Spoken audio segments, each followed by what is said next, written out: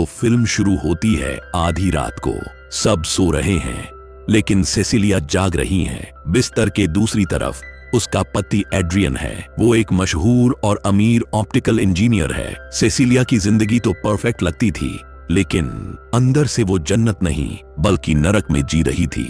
Adrian एक क्रूर और कंट्रोलिंग पति था। वो उसे तंग करता था और सेसिलिया आजादी चाहती थी, लेकिन उसे पता था कि एड्रियन उसे जाने नहीं देगा।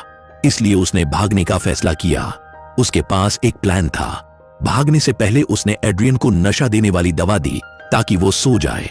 जब उसे यकीन हुआ कि दवा असर कर गई है, तो उसने जल्दी से अपने सामान बांधा और निकलने की तैयारी की। उसने घर के सभी कैमरे डिसेबल कर दिए, सिवाय अपने कमरे वाले कैमरे के, जिसे वो अपने फोन से एड्रियन पर निगरानी रखने के लिए इस्तेमाल करती थी। उसने कपड़े बदले और जैसे ही वो निकलने वाली थी, उसने गैरेज में उनका कुत्ता देखा।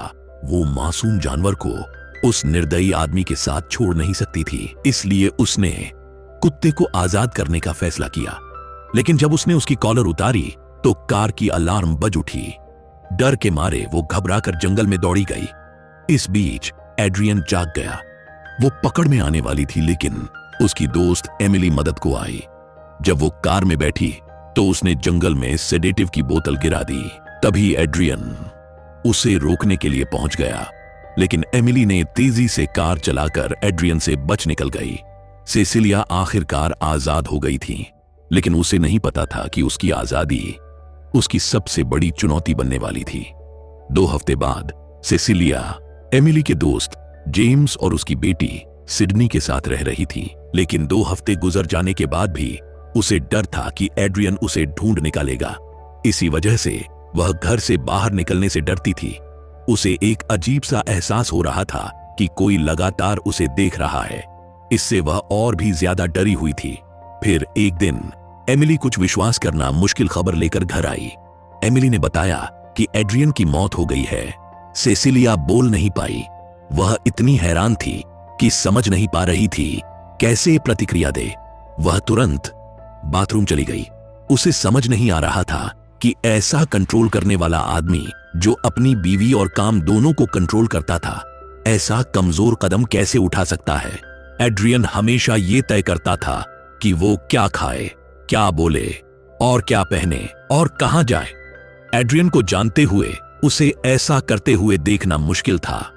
उसने इस बात को एमिली से चर्चा की, लेकिन एमिली ने जिद की कि मौत की खबर सच है और कि अब वो घर छोड़ने के लिए सुरक्षित है। खुद को मनाकर सेसिलिया ने आखिरकार हिम्मत जुटाई और मेल बॉक्स चेक करने की ठानी। उसे एक चिट्ठी मिली एड्रियन के वकील, उसके भाई टॉम की। वो पढ़कर जान पाई एड्रियन ने उसे $5 मिलियन छोड़े थे। बेहद खुश होकर उसने सबसे पहले जो किया वो था जेम्स और सिडनी के लिए गिफ्ट्स खरीदना, जिनके घर में वो रह रही थी। वो सिडनी से जुड़ गई थी, उसे अपनी बेटी की तरह मानने लगी थी। ये जानकर कि सिडनी फैशन स्कूल जाना चाहती है, उसने अपनी फीस भरी। उसे लगा कि अब वो बहुत खुश होगी, लेकिन धीरे धीरे उसे डर लगने लगा, क्योंकि उसे ऐसा महसूस होने लगा कि कोई उसे हर वक्त देख रहा है। ये तब और पक्की बात हो गई जब रसोई के काउंटर से एक चाकू गिरा और चूल्हे में आग लग गई। उस रात जब भी सेसिलिया सोने की कोशिश करती, उसे लगता कि कोई उसे देख रहा है। कमरे में कोई नहीं था। दरवाजा खुला, लेकिन वहां कोई नहीं था। सोचकर कि ये सब उसका भ्रम है, उसने सोने की कोशिश की। बाद में वो उठी और पास से सांसों की आवाज सुनी। सेसिलिया डर के मारे हिल नहीं पाई। थोड़ी देर बाद किसी ने चादर खींची और तस्वीरें खींची। डर के मारे वो अचानक बैठ गई। कोई वहां नहीं था, लेकिन उसे पता था कि कोई उसे देख रहा है। उसे महसूस हुआ कि कोई पास की कुर्सी पर बैठा है, पर वो समझ नहीं पाई कि वो अदृश्य क्यों था। डरी हुई सेसिलिया ने जेम्स को फोन किया, लेकिन जेम्स को कोई नहीं मिला। जेम्स ने सोचा कि सेसिलिया एड्रियन की वजह से सदमे में है और उसे आराम करने को कहा। सेसिलिया चुप हो गई। अगले दिन नौकरी के इंटरव्यू में जब उसने अपना पोर्टफोलियो दिखाया तो कुछ अजीब हुआ। उसकी फाइल खाली थी। हैरान सेसिलिया बेहोश हो गई। उसे अस्पताल ले जाया गया और कई घंटे बाद वह जागी, फिर घर भेज दी गई। अगले दिन डॉक्टर ने फोन किया और बताया कि उसके खून में किसी ड्रग की मात्रा काफी ज्यादा पाई गई है। उसी दवा का इस्तेमाल सिसिलिया ने किया था एड्रियन को बेहोश करने के लिए। लेकिन एक अजीब बात हुई, जो दवा की बोतल उसने रास्ते में गिरा दी थी वही अब उसके बेड साइड टेबल पर रखी थी।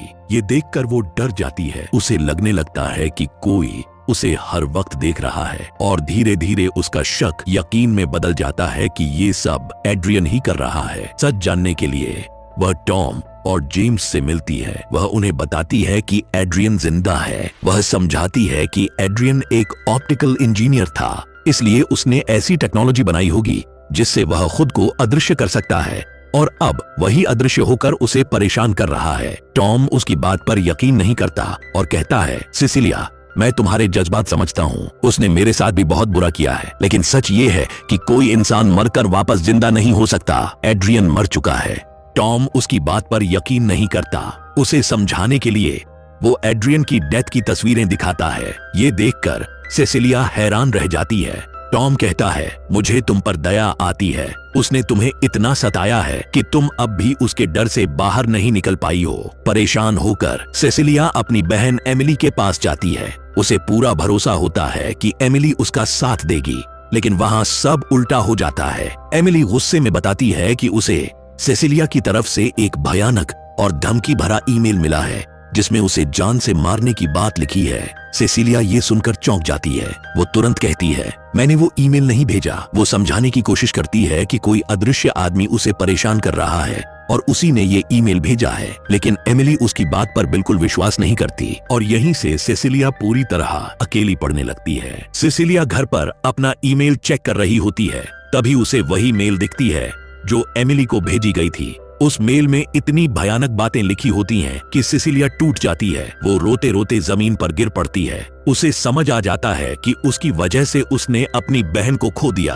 तभी जेम्स की बेटी सिडनी उसे संभालने के लिए आती है, लेकिन अचानक वही अदृश्य आदमी सिडनी पर हमला कर देता है। सिडनी को समझ ही नहीं आता कि उसे किसने मारा और वो डर कर सोचती है कि सिसिलिया ने ही उसे चोट पहुंचाई है। तभी जेम्स वहां आता है। अपनी बेटी को दर्द में देखकर वो गुस्से में भर जाता है। वो बिना कुछ सुने मान लेता है कि सिसिलिया ने ही सिडनी को मारा है। वो उस पर चिल्लाता है और अपनी बेटी को लेकर वहां से चला जाता है। सिसिलिया पीछे पीछे भागती है, रोते हुए कहती है, नहीं, मैंने उसे नहीं मारा, ये उस अदृश्य आदमी ने किया है। लेकिन कोई उसकी बात नहीं सुनता और यहीं सिसिलिया पूरी तरह टूट जाती है। तंग आकर सिसिलिया फैसला करती है कि वो उस अदृश्य आदमी का सामना करेगी, चाहे वो एड्रियन ही क्यों न हो। वो अपनी सुरक्षा के लिए एक चाकू लेती है और पूरे कमरे के फर्श पर चीजें बिखेर देती हैं, ताकि अगर कोई अदृश्य आदमी चले तो उसके पैरों के निशान दिख जाएं। लेकिन कुछ देर बाद वो देखती है कि सब कुछ फिर से साफ हो चुका है, यानी कोई था जो सब कुछ ठीक करके चला गया। अब उसका शक और मजबूत हो जाता है। वो सच जानने के लिए एड्रियन का फोन मिलाती है और अचानक फोन की आवाज घर की अटारी से आने लगती है। डरते हुए भी वो हिम्मत जुटाकर ऊपर जाती है, जहां उसे एड्रियन का फोन मिलता है और उसके साथ अपनी ही खींची हुई तस्वीरें। अब उसे पूरा यकीन हो जाता है, एड्रियन सच में उसके घर में छिपा हुआ था। उसे वहां एक चाकू और घर के नक्शे भी मिलते हैं, जिनसे साफ पता चलता है कि कोई उसे प्लान करके टारगेट कर रहा है। तभी उसे नीचे किसी की मौजूदगी महसूस होती है। जैसे ही वो रसोई में पहुंचती है, अदृश्य आदमी अचानक उस पर हमला कर देता है। वो उसका गला पकड़ लेता है। सिसिलिया चीखती है, लेकिन वो उसे बुरी तरह दबोच लेता है। वो उसे जमीन पर पटकता है और घसीटने लगता है। किसी तरह सिसिलिया खुद को छुड़ाकर भागती है और सीधे सड़क पर निकल जाती है। अब वो सच्चाई जानने के लिए एड्रियन के घर जाती है, ये पता लगाने की आखिर वो अदृश्य कैसे हुआ। घर के अंदर जाकर वो उसकी लैब में पहुंचती है, जहां उसे एक खास सूट मिलता है जो इंसान को अदृश्य बना सकता है। तभी उसे आहट सुनाई देती है। कोई और भी वहां आ चुका होता है। वो जल्दी से एक सूट छुपा देती है और खुद अलमारी में छिप जाती है, लेकिन अदृश्य आदमी उसे ढूंढ लेता है। किसी तरह सिसिलिया फिर से उसकी पकड़ से बच निकलती है। अब वो सच साबित करने के लिए एमिली से मिलने का फैसला करती है। शुरू में एमिली आने से मना कर देती है, लेकिन सिसिलिया की घबराहट और हालत देखकर वो मान जाती है। दोनों एक रेस्टोरेंट में मिलते हैं। सिसिलिया अभी उसे उस अदृश्य सूट के बारे में बताने ही वाली होती है कि तभी अचानक कुछ डरावना होता है। एक चाकू हवा में उठता है और पलक झपकते ही एमिली का गला काट देता है। अगले ही पल वही चाकू सिसिलिया के हाथ में होता है। ये सब देखकर वहां मौजूद लोग शॉक में आ जाते हैं, क्योंकि उन्हें लगता है कि सिसिलिया ने ही ये किया है। असल में ये सब अदृश्य आदमी का खेल होता है। वो चाकू से एमिली को मारकर सिसिलिया के हाथ में पकड़ा देता है ताकि उसी पर इल्जाम आए। गवाह तुरंत पुलिस को बुलाते हैं और सिसिलिया को मौके पर ही गिरफ्तार कर लिया जाता है। सिसिलिया बार बार कहती है, मैंने ये नहीं किया, ये उस अदृश्य आदमी ने किया है, लेकिन उसकी बात पर कोई विश्वास नहीं करता। यहीं से कहानी पूरी तरह पलट जाती है। अब सिसिलिया अकेली है और हर कोई उसे ही कातिल समझ रहा है। सिसिलिया बार बार सबको समझाने की कोशिश करती है, लेकिन पुलिस को लगता है कि वो मानसिक रूप से ठीक नहीं है, इसलिए उसे जेल के मेंटल हेल्थ वार्ड में भेज दिया जाता है। वो चीख चीख कर कहती रहती है, एड्रियन ही हत्यारा है, वही अदृश्य आदमी है, लेकिन कोई उसकी बात नहीं मानता। नर्स उसे शांत करने के लिए दवा देने आती है और जैसे ही दवा असर करने लगती है, अचानक अदृश्य आदमी उसके पास आकर धीरे से फुसफुसाता है, सरप्राइज। अब सिसिलिया को यकीन हो जाता है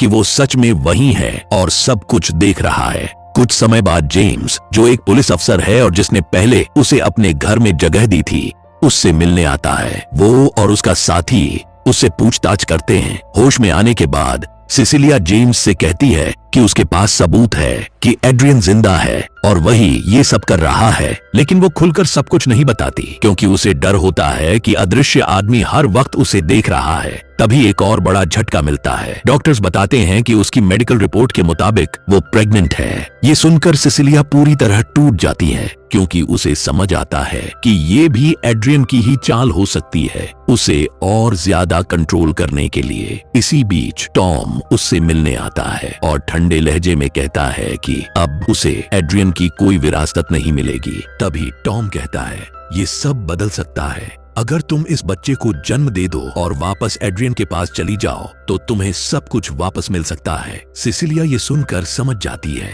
कि टॉम एड्रियन के साथ मिला हुआ है। उसके हाथ में डील के कागज होते हैं जो साफ बताते हैं कि ये सब पहले से प्लान किया गया है। सिसिलिया गुस्से में उस डील को ठुकरा देती है, लेकिन चुपचाप एक पेन अपने पास रख लेती है। सीन अचानक शिफ्ट होता है। हम देखते हैं सिसिलिया उसी पेन को हाथ में लिए बैठी है जो उसने टॉम से चुराया था। वो पूरी तरह टूट चुकी होती है और उसी पेन की मदद से खुद को खत्म करने की कोशिश करती है। तभी अचानक एक अदृश्य हाथ उसे रोक लेता है। वो अदृश्य आदमी वही होता है और उसे ऐसा करने से रोक रहा होता है। यहीं सिसिलिया समझ जाती है वो सच में उसके बहुत करीब है और यही उसका प्लान था। जैसे ही वो पास आता है, सिसिलिया अचानक उसी पेन से उस पर हमला कर देती है। इससे उसके अदृश्य सूट में गड़बड़ी होने लगती है और उसका शरीर थोड़ा थोड़ा दिखने लगता है। शोर सुनकर पुलिस अंदर आती है, लेकिन अदृश्य आदमी उन पर हमला कर देता है। एक एक करके वो पुलिस वालों को गिराने लगता है। पूरा वार्ड फिर से अफरा तफरी में बदल जाता है। अदृश्य आदमी सब पर हमला करता हुआ बाहर निकलता है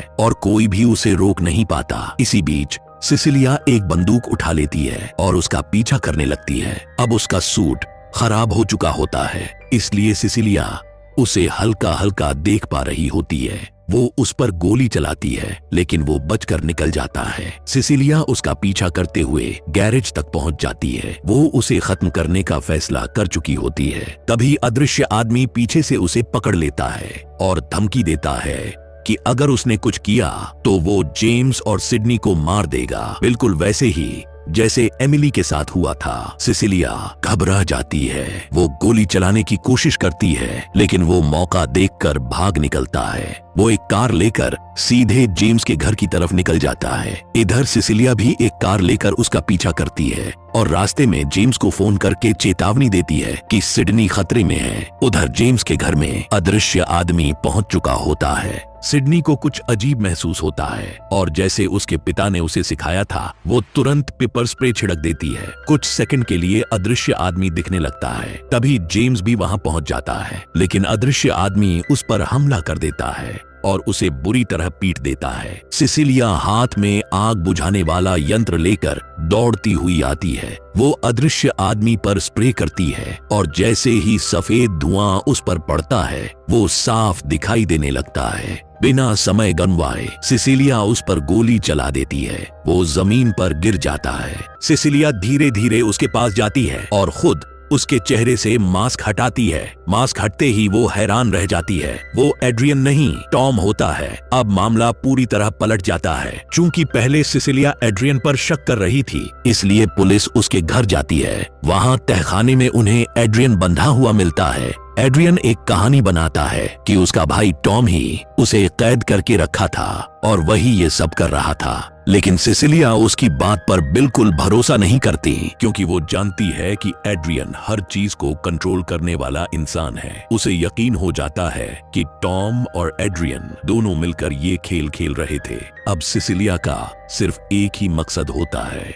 एड्रियन की सच्चाई सबके सामने लाना। वो उसी रात उसे फोन करती है और मिलने के लिए बुलाती है। जब दोनों आमने सामने बैठते हैं, एड्रियन मासूम बनने की एक्टिंग करता है। वो कहता है, मुझे पता है मैंने तुम्हें बहुत दुख दिया, लेकिन अब मैं बदल गया हूँ। वापस आ जाओ, हम फिर से नई जिंदगी शुरू कर सकते हैं। सिसिलिया ऊपर से उसकी बात मान जाती है, लेकिन अंदर ही अंदर वो उसका सच उगलवाना चाहती है। इसलिए वो एक शर्त रखती है कि एड्रियन खुद मान ले कि वही अदृश्य आदमी था। एड्रियन लगातार यही कहता रहता है कि ये सब टॉम कर रहा था, मैं नहीं। उधर जेम्स सिसिलिया की वायर के जरिए सारी बातचीत सुन रहा होता है। सिसिलिया जानबूझकर भावुक होने लगती है। वो रोने का नाटक करती है। उसे शांत कराने के लिए एड्रियन उसके करीब झुकता है और धीरे से फुसफुसाता है। सरप्राइज, यहीं वो गलती कर देता है और इनडायरेक्टली मान लेता है कि वही अदृश्य आदमी था। सिसिलिया तुरंत उठती है और बाथरूम में चली जाती है। अंदर जाकर वो रोने का दिखावा करती है, लेकिन असल में वो अपना अगला कदम तैयार कर रही होती है। बाहर अचानक एड्रियन की गर्दन खुद ही कट जाती है और वो जमीन पर गिर जाता है। कुछ सेकंड बाद सिसिलिया बाहर आती है, डरी हुई होने का नाटक करते हुए। वो तुरंत पुलिस को बुलाती है। जेम्स वहां पहुंचता है और एड्रियन को मरा हुआ पाता है। सीसीटीवी फुटेज में साफ दिखता है कि एड्रियन ने जैसे खुद अपनी गर्दन काट ली हो, लेकिन असली सच कुछ और होता है। सिसिलिया ने पहले ही एक इनविजिबल सूट छुपा कर रखा होता है। बाथरूम में जाकर वो वही सूट पहन लेती है और अदृश्य होकर एड्रियन का गला काट देती है। जब सब खत्म हो जाता है, वो धीरे से उसके पास झुककर फुसफुसाती है, सरप्राइज, बिल्कुल वैसे ही जैसे एड्रियन ने उससे कहा था। आखिर में सिसिलिया सीसीटीवी फुटेज की वजह से पूरी तरह बच निकलती है। सबको यही लगता है कि एड्रियन ने खुद अपनी जान ली और इसी के साथ ये कहानी यहीं खत्म हो जाती है। आई होप आपको मेरा ये एक्सप्लेनेशन पसंद आया होगा। अगर पसंद आया हो तो वीडियो को लाइक जरूर करें और ऐसे ही और अमेजिंग एक्सप्लेनेशंस के लिए चैनल को सब्सक्राइब करना ना भूलें। मिलते हैं फिर एक और नई कहानी के साथ।